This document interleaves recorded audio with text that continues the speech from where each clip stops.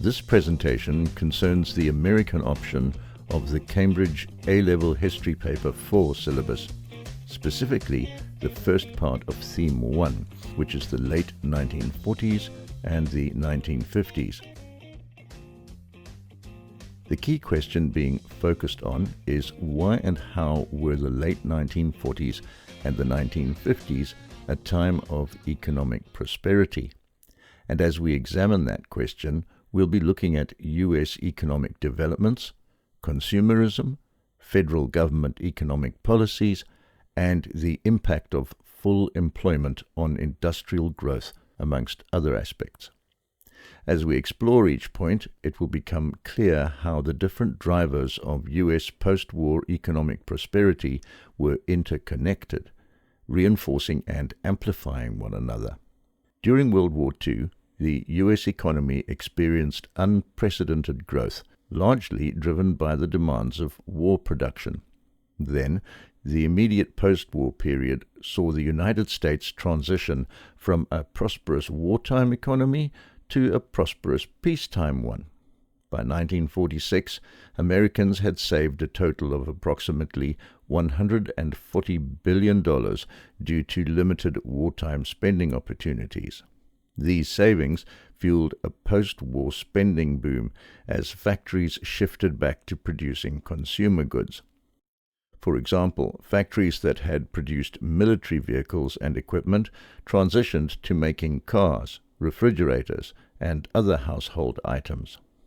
On the other hand, in 1945, Europe lay in ruins. Its cities were shattered, its economies devastated, and its people facing famine. The US and its allies were concerned that the USSR would take advantage of this situation to promote its expansionist interests. So, to tackle this issue, Secretary of State George Marshall proposed in a speech at Harvard University in 1947 that European nations create a plan for their economic reconstruction and that the United States provide economic assistance. Over the next few months, the details of what was called the European Recovery Program were fleshed out, and the act, which became known as the Marshall Plan, was signed into law by President Truman in April 1948. Over the next 4 years, Congress appropriated $13.3 billion for European recovery, helping Europeans to rebuild the continent's economy. For the United States, in addition to strategically supporting the development of stable democratic governments in Western Europe, the Marshall Plan provided markets for American goods, created reliable trading partners, and contributed to domestic economic prosperity. Full employment throughout the 1950s meant that almost everyone who wanted to work was employed.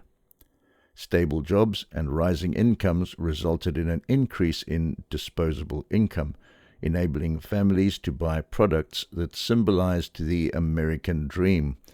Owning the latest household appliances, cars, and fashion items became symbols of prosperity and social status. This rise of consumerism became one of the most defining characteristics of the post-war era in the USA. Another driver of consumerism was access to credit, which made it easier to purchase goods that were previously considered luxuries. Installment plans, which allowed people to pay for goods over time, made expensive items like cars, homes, and household appliances affordable for most American families, driving demand in the automotive, electronics, and furniture sectors, amongst others. Technological innovations during the late 1940s and the 1950s allowed industries to meet the high demand for goods and to increase productivity, contributing to economic prosperity. New production methods and automated technologies improved factory efficiency, allowing companies to lower costs and increase output. Assembly line improvements, for instance, helped meet the high consumer demand for cars, appliances, and electronics. This efficiency drove growth and allowed companies to maintain profitability. Advertising played a crucial role in shaping consumer desires, as companies used television, magazines, and billboards to create demand for their products.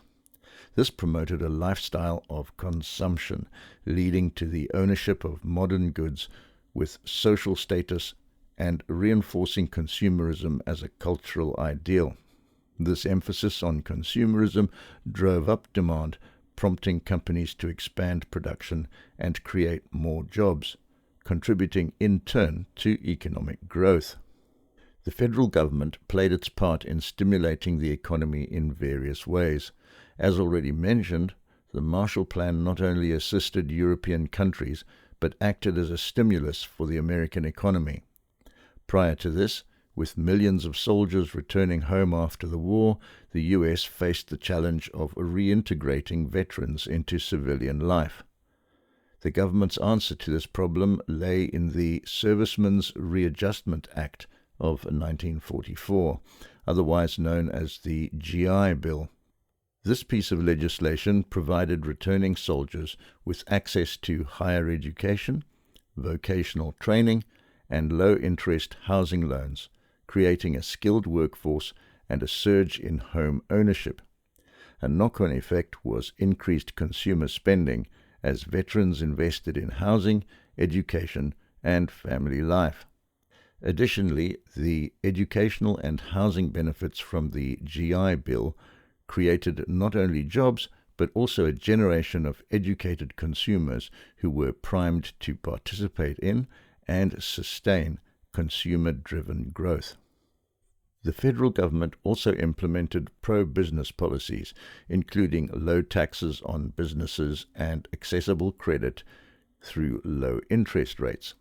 This favorable climate encouraged companies to invest in new facilities, expand production, and innovate, fostering economic growth. Then, in terms of transport infrastructure, President Eisenhower's Federal Aid Highway Act of 1956 initiated the construction of the interstate highway system, creating thousands of jobs in construction and related sectors. The new highway network improved transportation, making it easier to move goods across the country and supporting the growth of suburban communities, where families now needed cars and other amenities. The growth of suburban communities also added to consumer demand for goods and services, spurring economic activity across multiple sectors. In conclusion, the economic prosperity of the late 1940s and 1950s in the United States was the result of a unique combination of factors, all reinforcing one another in a cycle of growth. The post-war boom saw consumerism thrive, fueled by high employment, rising incomes, and accessible credit, which made products like cars and household appliances affordable for the average family. Government policies, including the Marshall Plan, GI Bill, and pro-business tax measures, strengthened the economy by creating jobs, encouraging investment, and building a robust consumer market. Technological advancements and new production techniques enabled industries to meet rising demand efficiently, while infrastructure projects like the interstate highway system further supported economic expansion. Advertising, in turn, helped shape a consumer-driven culture, solidifying the American dream as a reality of material success and social status. Together, these factors laid the foundation for sustained economic growth and left a lasting impact on American society, defining an era of unprecedented prosperity.